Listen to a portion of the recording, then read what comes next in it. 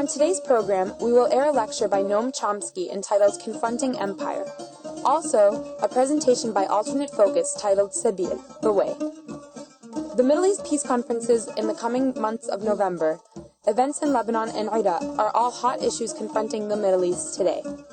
For an analysis, we will air part of Noam Chomsky's presentation from a forum entitled Confronting Empire, Eqbal, Ahmad's Legacy and Contemporary Crisis. The event took place late last year at Harvard University. However, we are showing it today for its relevance to the issues we are facing. Footage courtesy of Radio Free Maine. Now to Noam Chomsky's talk. Ehud Olmert very soulfully explains that it pains us, but we have to do it because there's no partner. And since there's no partner, what can we do? We just have to destroy the Palestinian people. Abbas was no partner because he didn't represent anyone. And Hamas, the newly elected government, well, they can't be any partner because they don't accept three conditions, which we hear over and over. In order to enter into the civilized world, they have to renounce violence, recognize Israel, and accept previous agreements. Repeated over and over. Missing a little footnote. The U.S. and Israel flatly reject all three conditions. They refuse to renounce violence. They don't recognize Palestine, obviously, and they reject all the previous conditions. There's not much time, so I won't go through the details, but it's not ambiguous. Furthermore, this has been going on for 30 years. I mean, it's been obvious for 30 years what a possible diplomatic settlement is. Two-state settlement on roughly the international border. I won't go through the history, but the history is very clear. That's been supported by just about everyone, with the exception of the leading rejectionists, namely the United States and Israel, who flatly reject it. There's a few deviations from this if you look over the record, but it's quite consistent. Instead of looking at the history, let's just look at the current situation. It's accepted by the Arab states, in fact, in a stronger form. The official position of the Arab League is not only recognition, but normalization of relations with Israel in a two-state settlement. It's accepted by Iran.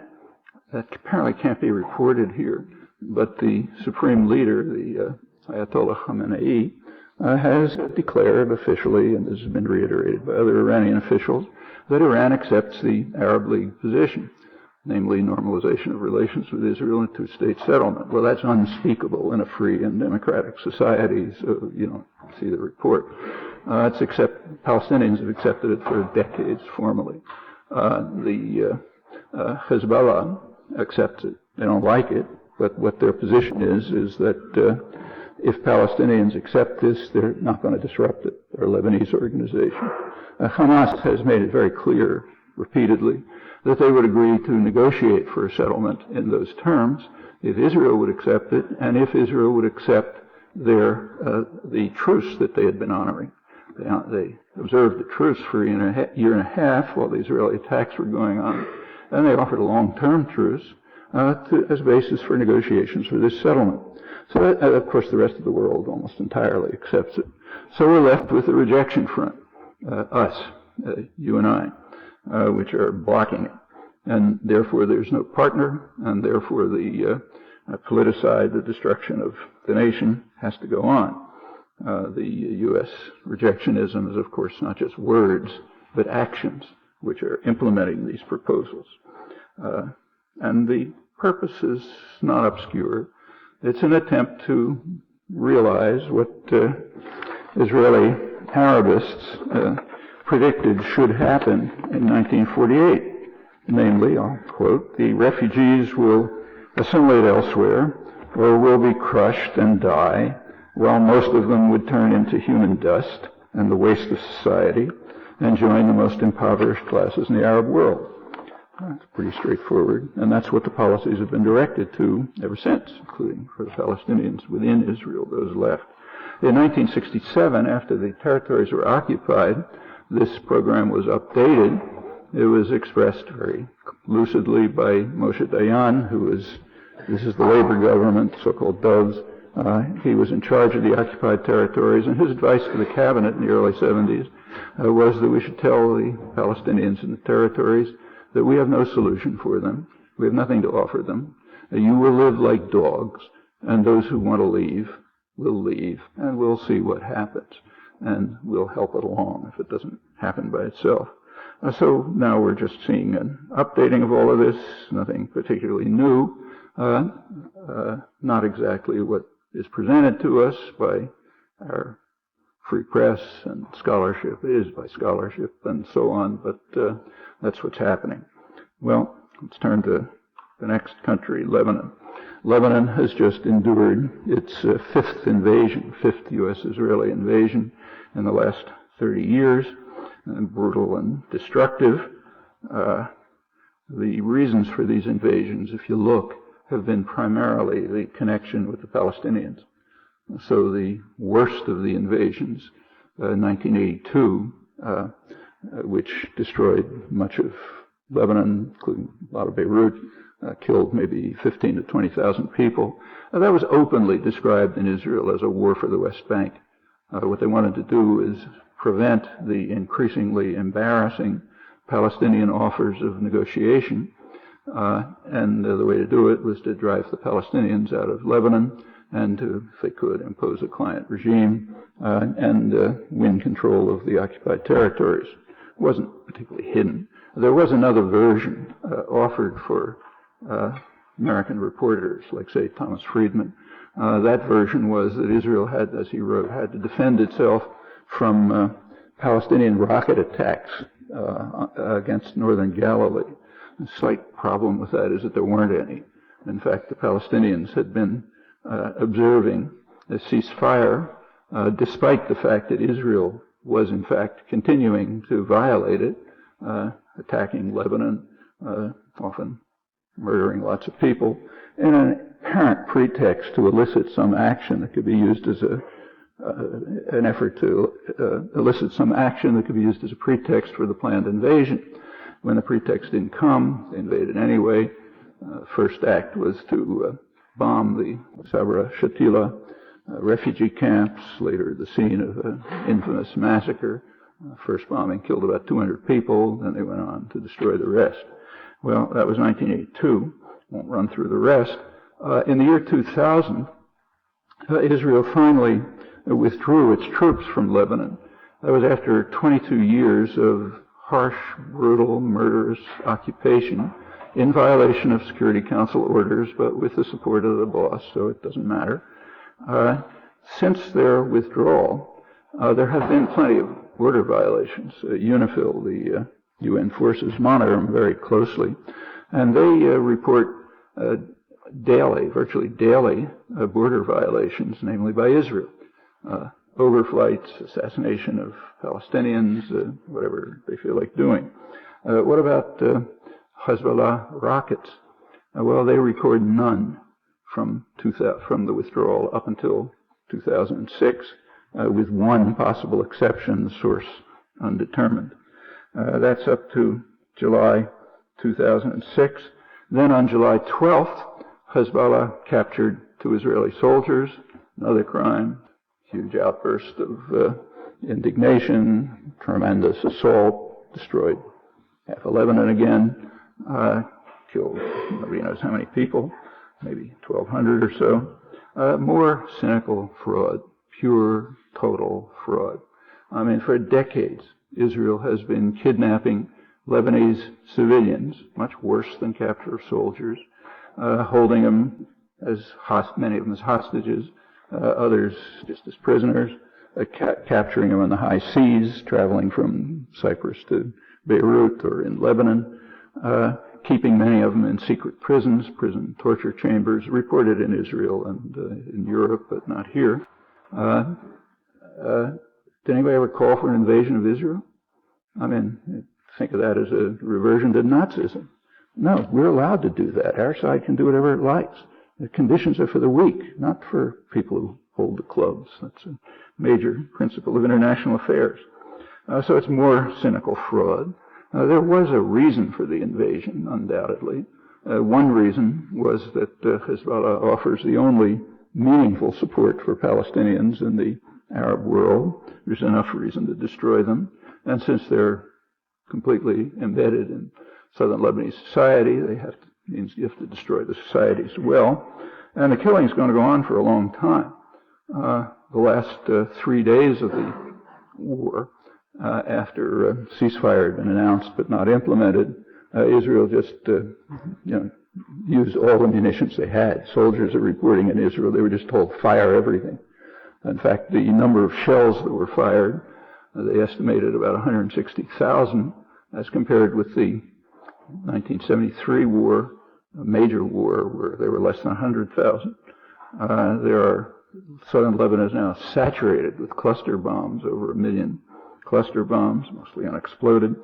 That means uninhabitable, basically. It means if a child picks one up, blows his head off, a farmer hits one, he gets killed, and so on. And that's not all. I mean, on July 13th, Israel bombed the main oil storage facilities in Lebanon, and setting off a huge fire. And 2 days later, the planes came back and destroyed the barrier, the concrete earth barrier that prevents the oil from spilling into the Mediterranean. Led to a huge oil spill. The way currents work, it doesn't harm Israel. They go north. But the whole Lebanese coast, the Syrian coast, they go as far as Greece and Cyprus, has had a devastating disaster. And it's beyond that. You can read in Science magazine last week, our Science magazine, that toxic hydrocarbons are spreading in the waste that they can analyze. The Lebanese environmental minister says that a poisonous cloud of toxic chemicals has spread over about a third of Lebanon. This will fall as rain, destroy agriculture, get into the water supplies, as pretty soon most Lebanese will be drinking poisoned water. So this is designed to go on for a long time. Well, there was another goal we can speculate reasonably for the invasion, and that is to eliminate a Lebanese-based deterrent for a planned attack on Iran. Hezbollah rockets could be a deterrent to an attack on Iran, which is building up. There's no secret, the U.S. is making it as plain as it can that it's threatening to attack. Whether it really is, we don't know.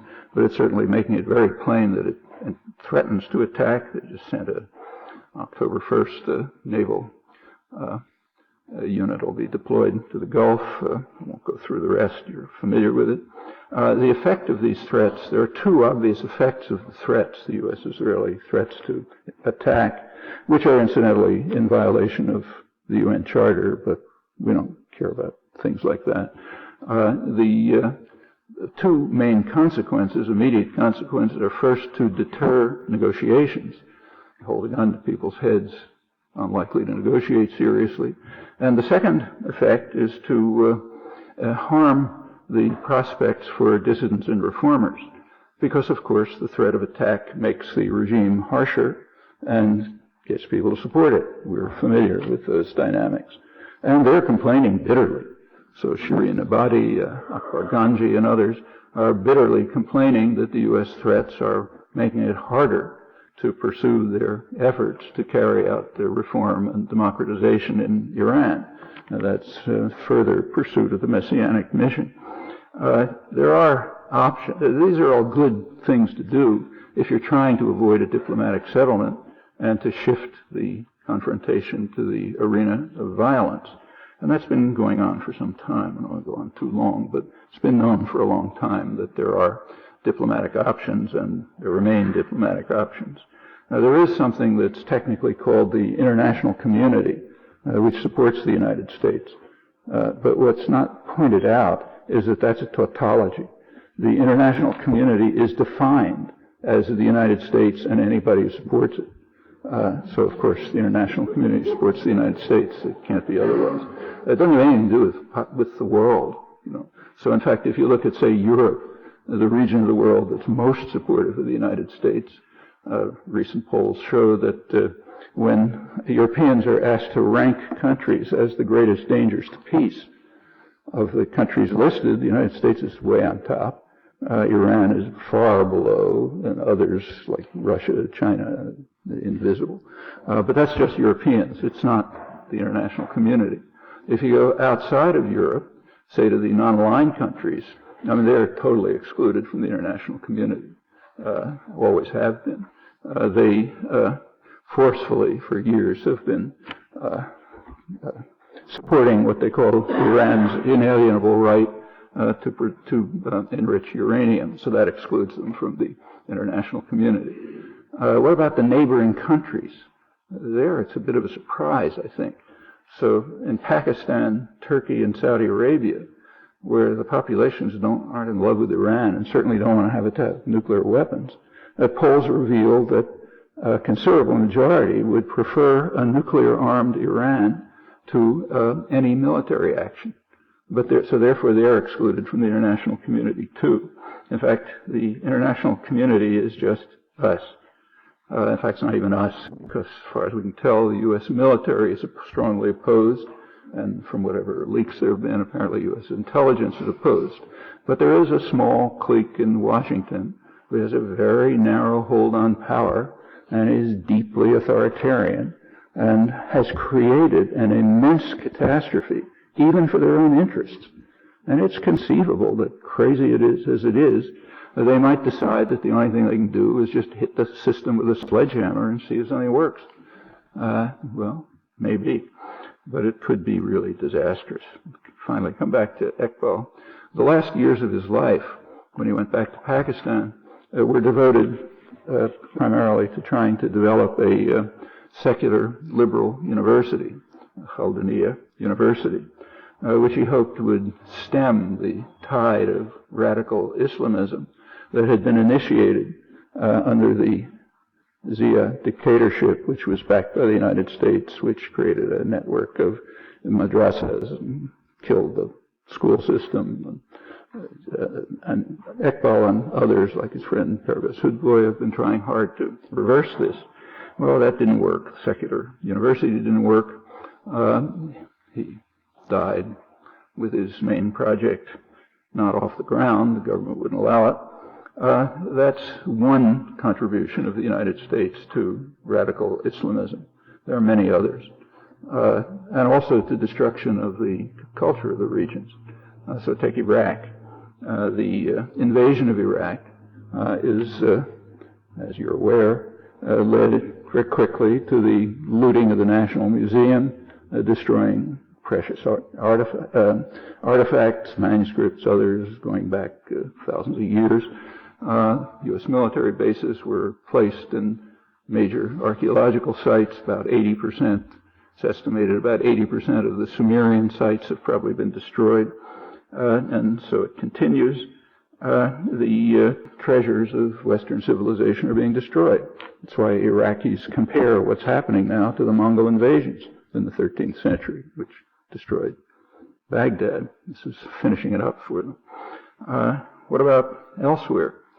So in Baghdad itself, there's a famous street, Tanabi Street in Baghdad, which was the intellectual center of Iraq, teeming with bookstores, cafes, meeting place for literary intellectuals and others, carrying out freewheeling debate, critical debate, right through the Saddam Hussein dictatorship. It's dead. Nothing there. Bookstores are closing. No books are being printed. Nobody can meet there because of the extraordinary violence and terror that has been the consequence of the U.S. invasion. Let's move down to Beirut. There is a center of bookstores in Beirut, which was very much like that. It's now deserted. Why is it deserted? Because one of the targets of the Israeli bombing was the cultural zone in South Beirut. It's nothing to do with security. It's the cultural zone where the major bookstores were, book publishers were. These are the major book publishers, not just for Lebanon, but for much of the Arab world. Beirut was a major cultural center. Okay, that's now rubble. So the main cultural center of Beirut, of Lebanon, is gone. The U.S.-Israeli leaders understand that if you really want to dominate a region, it's important to destroy its culture, not just the agriculture and the life and so on. You have to wipe out cultural vitality. And these are rich and varied cultures, in this case going back millennia. Well, none of this is particularly new. Anybody who knows any history can give you plenty of examples of this. I just mentioned 1492, one of the several examples that the Pope happened to forget in his little lecture the other day, when the Christians, 1492, conquered Moorish Spain, destroyed the main center of Western civilization, tolerant region, Jews, Arabs, others, major center of culture, publishing, and so on, was taken over by those who gave us the Inquisition and other things like it. And you can add much more. You could argue, and I think plausibly, these are not the worst forms of barbarism, but they're a large part of the reason why the Mongol invasions and the Crusades are regularly invoked these days in parts of the world that permit themselves historical memory and are not satisfied by a shrug of the shoulders from their leaders and a casual remark that stuff happens.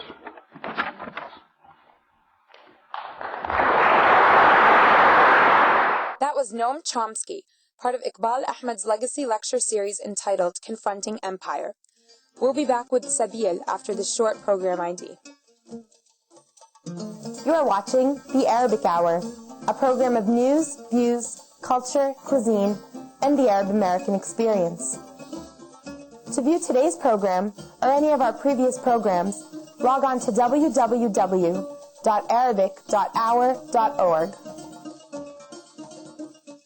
In the coming weeks, the Arabic Hour will bring you coverage of Sabil's conference, which took place in Boston recently, entitled The Apartheid Paradigm in Palestine-Israel, highlighting issues of justice and equality. Keynote address was given by Archbishop Desmond Tutu. Panelists included Naeem Ati, Noam Chomsky, Jeff Halper, and many others. The sponsors, Sabil, Arabic for the Way, is a Jerusalem-based ecumenical, international grassroots peace movement initiated by Palestinians that promotes nonviolence, human rights, international law, democratic principles, and gospel teachings on justice and peace building.